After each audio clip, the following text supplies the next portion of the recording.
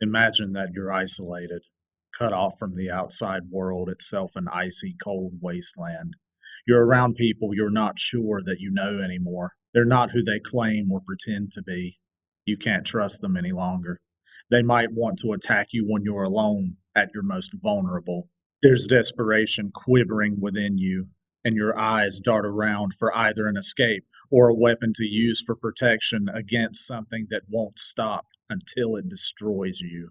No, I don't mean you're at your family Christmas during the pandemic when you're surrounded by those bratty cousins with the IQs of kumquats, or your 10-year high school reunion with all those vapid, money grubbing divorcees wanting to see if you're less attractive or more successful than they are. No, this is probably not as bad, but it's still downright terrifying. Okay, so maybe not as terrifying as your drunk, pantless uncle passed out in the eggnog, or the formerly athletic star quarterback's minimal hairline and maximum waistline. You know, the same one being hit on by the former cheerleaders in need of a stepfather for their three-plus kids. But still. No, no, no, no, no, no, no, no, no. Wait, wait, wait. Let's do a proper introduction, shall we? I know I'm human. And if you were all these things, then you'd just attack me right now. So some of you are still human. This thing doesn't want to show itself. It wants to hide inside an imitation. It'll fight if it has to. But it's vulnerable out in the open. If it takes us over, then it has no more enemies. Nobody left to kill it. And then it's won. There. Isn't that better?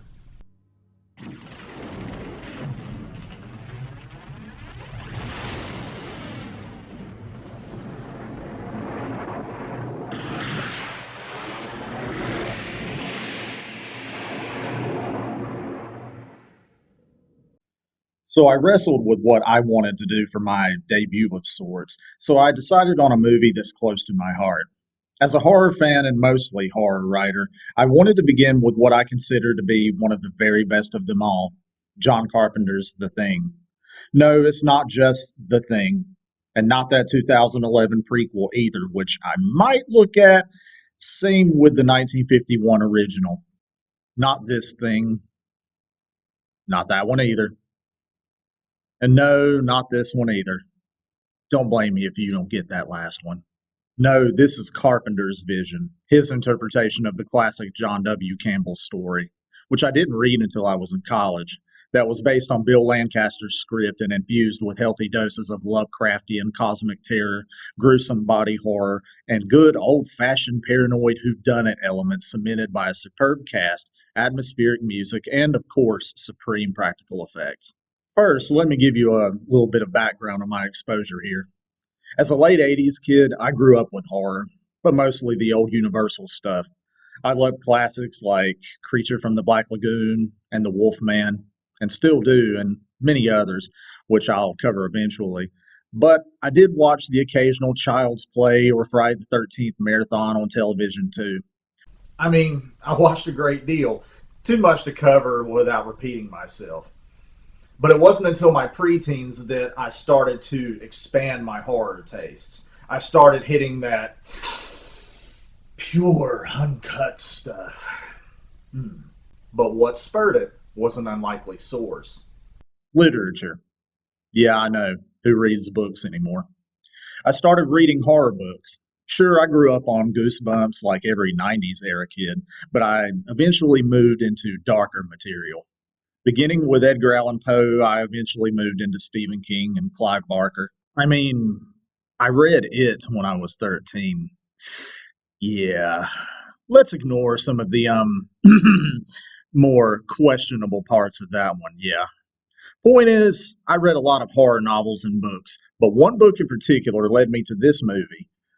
My mom, who's a teacher, would let me peruse her school's library, and I found this book that looked unique.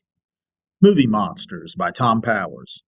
In it, there were discussions and plot summaries of different movies, from King Kong to Frankenstein to Gremlins. But the one that stood out to me was The Thing, namely because I wasn't familiar with it. And the pictures, well, were gooey and Weird.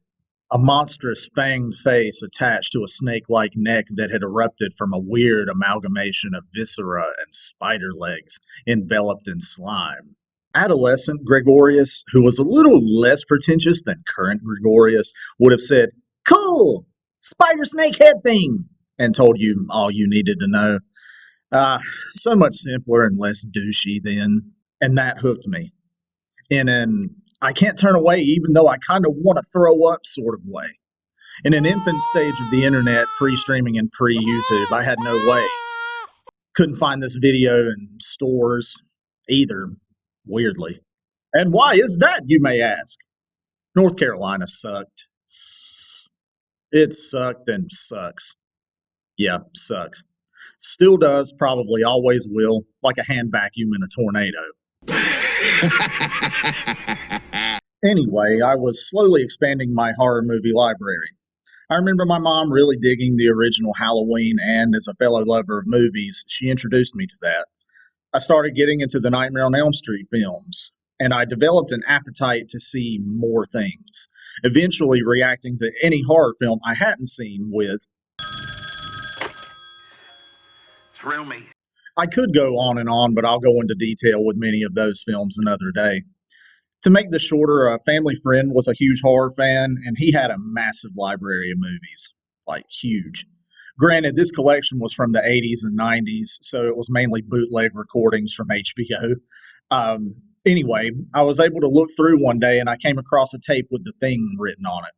It was like finding a golden ticket after I asked him to borrow it, and he told me yes. I think that in that one weekend, I watched this movie about 5 times, maybe more. I took breaks between each viewing, but not for long. It shook me to my core, weirdly, but I kept revisiting it. It was an intriguing mystery film punctuated by moments of excruciating transformations akin to a series of graphic car accidents where you can't turn away. You're repulsed, but your eyes are glued. After that, I was asking friends, "Hey, have you seen this?" in my pubescent Gregorious voice, before it became the deep, sexy, sultry, southern mouth breather voice it is now.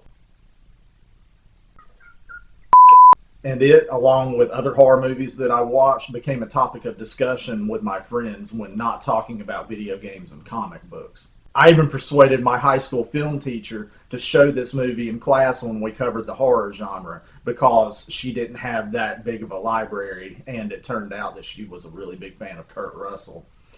And what's really great about this is that when we watched it, all those students in my class that were, big, ballsy, and proud and tough and everything, when they got to the more horrific scenes in the movie, these big tough guys and tough girls and all this fell out of their chairs screaming.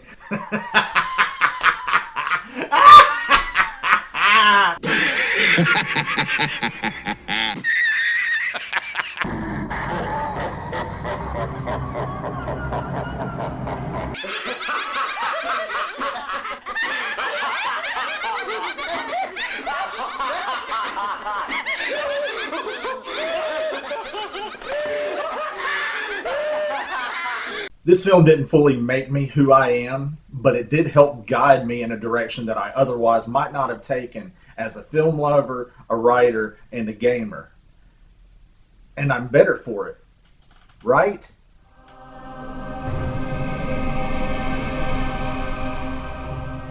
Right? Now, this was one film that taught me to be fearful of body horror, though other films, especially those of David Cronenberg, taught me I was right to fear it. It began my fear, but also my fascination with it. Transformation, disease, destruction. Frightening when you really think about it. Hence why this film became easily connected to the AIDS epidemic of the 1980s, even though another body horror film and personal favorite ended up having a much stronger and clearer connection to it, through disturbing monster transformation, of course. Anyway, let's get to the good stuff, shall we? The plot. Do I really need to do a plot summary here? I mean, years ago, when the internet as we know it was a squealing baby, a lot of people might not have known about it. I know from experience at the time that most my age didn't know of this movie. Uh, might as well for the squeakers. In the horrifically old year of 1982, an Antarctic research team experiences a strange event in the form of a Malamute wolf mix being chased by a helicopter with Norwegian pilots. When the Norwegian men die, one from a freak accident and the other from a fatal gunshot in self defense, the men are left with few clues and little answers. Some of the team decide to investigate the Norwegian camp nearby, only to find it destroyed and littered with bodies, one of which they bring back, and it doesn't look human. The mystery intensifies when the rescued Malamute reveals itself as some monstrous creature of alien origin capable of assimilating and replicating, consuming and imitating living organisms, and the American team learns that the Norwegian team unearthed a creature and its ship that had been buried in the Antarctic ice. What's worse is that the alien has already infiltrated the group, and its goal is to absorb and imitate them all. If it can't be stopped by the already weary, distrustful, and terrified team members, it could easily escape to the rest of the populated Earth, leading to our extinction. There's your suspenseful summary. What else can be said? How about we start with what's great? The first things to tackle here, and it's what people always remember most, are certainly the excellent special effects. Craft by Rob Bottin, who cameoed as Blake the Ghost Pirate in Carpenter's earlier and awesome ghost story film The Fog, with some of the dog or kennel things effects by the late Stan Winston of Terminator fame. The many forms of the Thing are among the most well done and terrifying practical effects ever put to celluloid. The idea to give the Thing the ability to utilize different aspects of other life forms from other planets it had consumed was ingenious, not just from the perspective that the audience can't get comfortable or familiar with the creature's form and therefore keep the scares coming, but also because it allowed them to throw so many ideas into a blender of sorts to see what came out. Sharp teeth and a cavernous stomach mouth, a snake-like neck and fangs with malformed parts attached, a walking head with spider legs and a whipped tongue. And these are all from one creature sequence.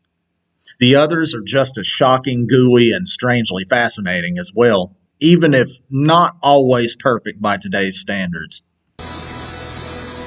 It isn't Benny.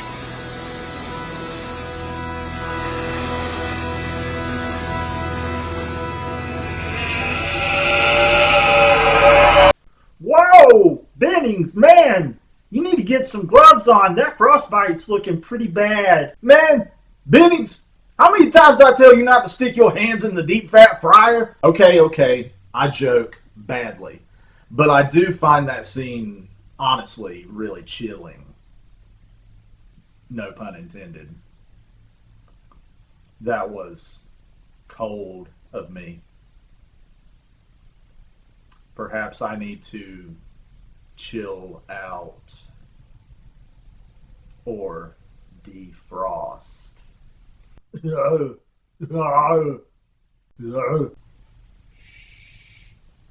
I said way too many cold puns. I don't know if you guys know, but the more you say them and the louder they get, you run the risk of attracting Schwarzenegger freeze. The Iceman cometh. Oh God! You are not sending me to the cooler. Oh God, the puns! All right, everyone, chill. Ah! Chill.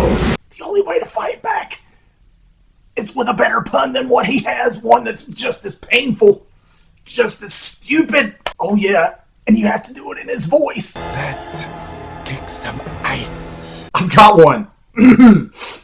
I see what you did there. It worked. Suck on that. Allow me to break the ice. My name is Freeze.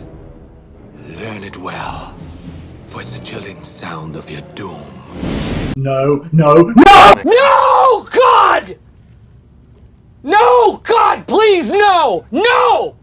No! No! And sure, many today will go, That doesn't look real. It's a puppet. look, I know it's not real, and so does anyone with a brain and eyes who watched this movie. It's a film fiction, but CGI rarely, almost never, looks real to me either. I'll take impressive handmade effects over CGI any day. It's not to say I hate computer effects. I'm not some type of purist. I don't. But it's hard to do them perfectly, and even in 2021, we're not fully there yet. So shut it. Plus, let's be real. These effects are almost 40 years old at the time of this video, and people still love and remember them. So I think that says something. Here endeth the lesson. Now for the characters. The cast is excellent, to say the least. Not one of them is a muscle-bound hero, a damsel in distress. In fact, the only female is a computer with Adrienne Barbeau's voice, or a team of experts. They avoid the typical archetypes. The characters here are all human. Until they aren't. Don't shoot me. They're all world-weary, bored, but capable men faced with an impossible problem. Even though we don't get to know each character deeply, something that reviewers complained about at the time, among other things, each of these men have more facets and layers to them than nearly any victim in a slasher film. I enjoy those too, but come on, let's not kid ourselves. The characters suck. I actually feel bad for the men at Outpost 31, but teenagers in a slasher movie, kill them. Do it horribly. Do it again. Double and quadruple tap. Burn the remains. Flush the ashes. The perfect murder. Kurt Russell's apathetic helicopter pilot, R.J. McCready, is the focal hero and a perfect Carpenter-esque protagonist. Gruff, rebellious, just wanting to get some sleep or get drunk, but willing to do what it takes to survive when the time calls. And that beard, the hat, the bottle of J&B scotch. Add 50 pounds and remove his teeth and he looked like 2/3 of the guys in my state. And 1/3 of the women. Yeah! Now, I personally loved Wilford Brimley as Blair. Sure, some of his lines can come across funny out of context. I'll kill you! Oh my god. Oh. Oh. Oh my God. Oh! But, and here's my argument, he's a great Lovecraftian protagonist. Yes, I consider him one too. Like many of those heroes, Blair succumbs to madness and is ultimately destroyed by what he comes to understand and fears, and in that extent becomes a villain along with others who are absorbed and copied by the Thing. The other characters and their actors are great too, each getting a couple of moments to individualize themselves. Some of you may notice a familiar voice in Childs, and though his character can kind of be a jerk, acting as a foil to McCready, you can't help but like Keith David. And a special shout out to those in the cast that we've lost. The music by the late Ennio Morricone, famed Italian composer, is excellent. I don't consider it my favorite score of his, but I definitely do find it to be one of my favorite horror scores that has a nice balance of orchestra and electronic to its feel. Though much of the soundtrack was not fully used in the film, what was used superbly enhances each scene with foreboding.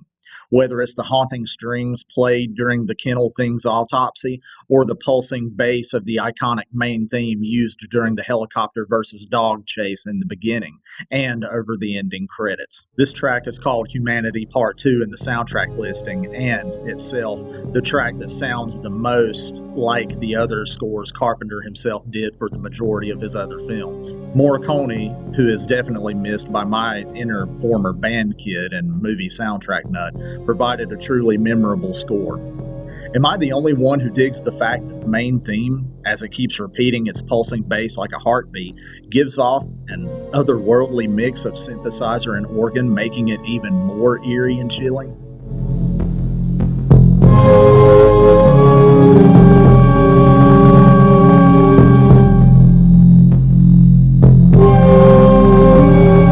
Even the extra music by John Carpenter and Alan Howarth, which usually consists of synth strings and the like, fits in here.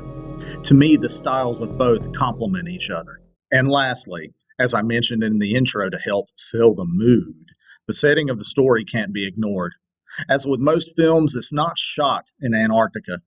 Most of the outdoor shots are in British Columbia, and most of the interior shots are on set in California, complete with breath clouds due to refrigeration on the sets. Carpenter and his frequent cinematographer Dean Cundey, famed for his work in later films like Back to the Future and Jurassic Park, make great use of the closed shots in many films that enhance claustrophobia and isolation, and it's not different here. Inside the camp, you feel that the men are trapped, and it's only made worse by the bleak, hazardous conditions of the low temperatures and, later, the snowstorm outside. This is one of a few horror films that uses its settings isolation effectively and plausibly, and it really draws the viewer in. Now, I sing this movie's praises, and I always will, but it's not without fault, but not for reasons to me that most would call out. I'm perfectly fine with the ambiguous nature of the film and the almost contradictory nature of the creature's abilities. It's very fitting when discovering a new disease for the first time, where people don't know the disease's capabilities and would rather argue about how to stay alive to protect themselves instead of how to defeat it.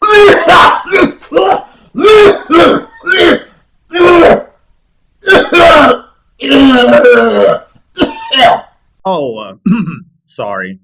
Just noticing some connections there. No, the ambiguous nature of the thing and what it can do does give a dread-inducing Lovecraft feel. If I didn't already know of Carpenter's Lovecraft for Lovecraft and hadn't seen In the Mouth of Madness, which I may cover at some point, I'd see it easily. I mean, the title is Lovecraftian, even if it simplifies the title of the original film. It makes the creatures seem more unreal and harder to define, obviously. And yes, okay, in terms of faults, the whole computer simulation straight out of an Atari 2600 has a lot of inaccuracy in terms of how it depicts the thing's infection and replication process, but we've heard that all before. Plus, it simplifies the process enough for those watching who might not get it otherwise. My brain hurts! No, the faults for me lie in the latter parts of the film. Now, I do love the creeping unease and urgent nature of the climax after the iconic suspense and explosive chaos of the infamous blood test scene. Yeah, that part is so well done, as is MacReady's desperate plan to stop the thing. It wants to freeze now. It's got no way out of here. It just wants to go to sleep in the cold until the rescue team finds it. What can we do? What can we do? Whether we make it or not, we can't let the thing freeze again. Maybe we'll just warm things up a little around here. We're not getting out of here alive. But neither's that thing. I also love the ambiguous ending, which, according to many I know that have watched the movie, reviews I've watched online, etc., some love, but many hate. Let me offer my likely unwanted but self-important opinion. In my own horror stories, I find hopelessness or questionable victory to be incredibly effective in something I personally think is frightening. Therefore, I also love to see it in other stories that I read and in movies that I watch that truly gives me a sense of real terror. Anyway, while I find all those components to definitely be great, certain parts of the climax could be better. I am definitely one who wishes we could have had the cut box thing scene where Knowles is attacked by Blair after he assimilates Gary. The storyboards promise something gruesome, and it's a shame that the budget, lack of time, and likely technical shortcomings took from it. I also feel that the Blair thing isn't given enough time to be as threatening as it could have been, but I know that this is likely due to the cut stop motion scenes, which I personally didn't think looked that bad, but I get why it was cut, especially when Carpenter himself was the one who chose to do it. The same squeakers who gripe about practical effects would have definitely hated the stop motion too, so I guess it's a plus. These are nitpicky gripes, sure, and definitely don't mean much considering how great I find the rest of the film to be, and I'm only mentioning them because I know in retrospect what we could have seen. Look, even though I feel that the climax of the movie lacks a little bit, it still gives us one of the greatest, simplest, most attitude-ridden one-liners ever delivered from a hero to a villain. Fuck you too!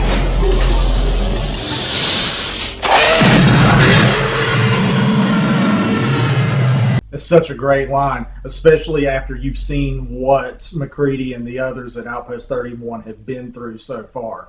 It's not a pun. It's not anything like the caliber of something from a James Bond movie, but it gets the point across. It doesn't require a lot of cleverness or thought, and it doesn't need to.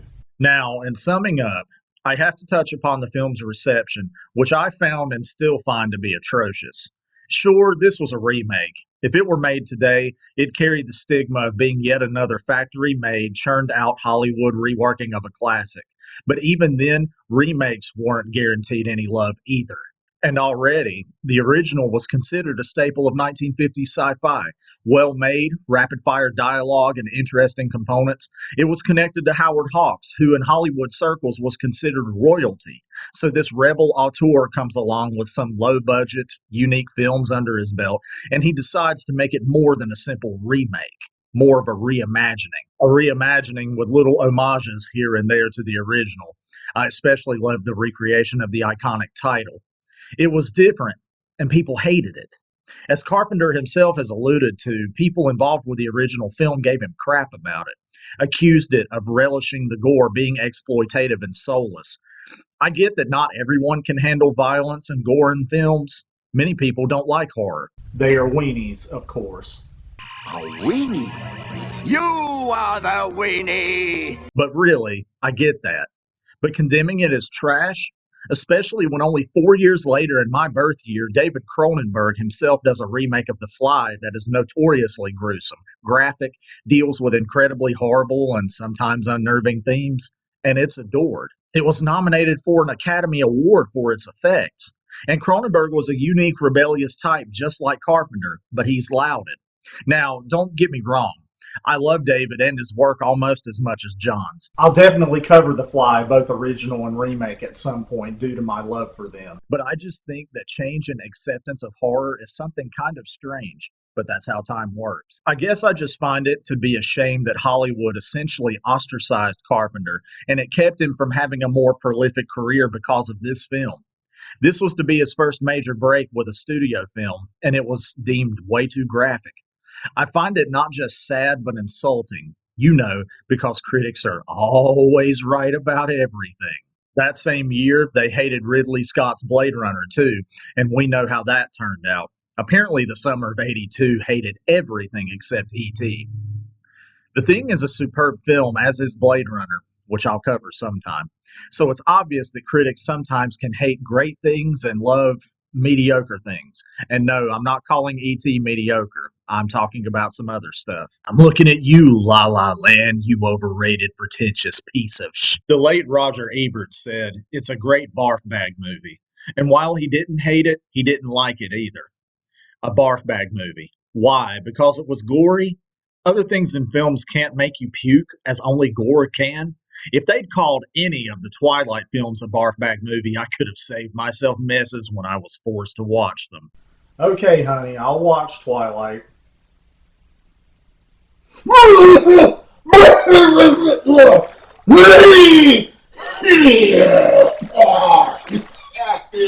But at least Carpenter continued giving us great films that apparently proved to be ahead of their time. Well, mostly great. The 80s films were great with a few here and there in the 90s, but that's my personal opinion, of course. I love his work, regardless. I'll cover a majority of them at some point, namely due to my love of his work. He's definitely a film idol of mine, and his works have certainly influenced me a great deal with their attitude, mood, and atmosphere, this one especially. And as for the buzz of Blumhouse deciding to remake this again after discovering extra chapters of Campbell's original manuscript to Who Goes There, which was originally called Frozen Hell, I can only say one thing. I'm hesitant. I've read both the original and this totally new release, and don't think there's anything substantial to retell this story any differently without making it completely unrelated to the source material, unless you decide to remake the original 1951 movie all over again. Instead of an intelligent carrot, try a cabbage, Hollywood. I mean, I won't disregard it completely because I was amped for the 2011 prequel to this film, but another tale for another video. Remakes are hard to pull off, and Carpenter is one of the few in the horror world who pulled it off right, even if it took years for the public to see it. Obviously, I love this film. I've watched it countless times, I've read the source material, and even the novelization of the film. I bought the Dark Horse comic series that acted as a sequel. I even loved the PlayStation 2 game that was its own sequel. And it even had a John Carpenter cameo. Look for that game at some point in a future gaming discussion. It was even a huge influence on the first short story I had published, entitled For We Are Many. I took the alien infection body horror and meshed it with things like Alien and thought it worked out, but the influence is there. I just can't praise this movie enough. If you're one of the few adult-aged people or one of the many younglings out there that haven't seen this movie, and you're not a supreme weenie, I am not a weenie. You are the weenie. and you're a lover of horror and you've never seen this, then you're doing yourself a disservice. If you have an option on how you want to watch this, I suggest one of the more recent releases like the Shout Factory Blu-ray. The additions that they make to the lighting and the coloring of the gore and the like look fantastic. But hey, that's just my view.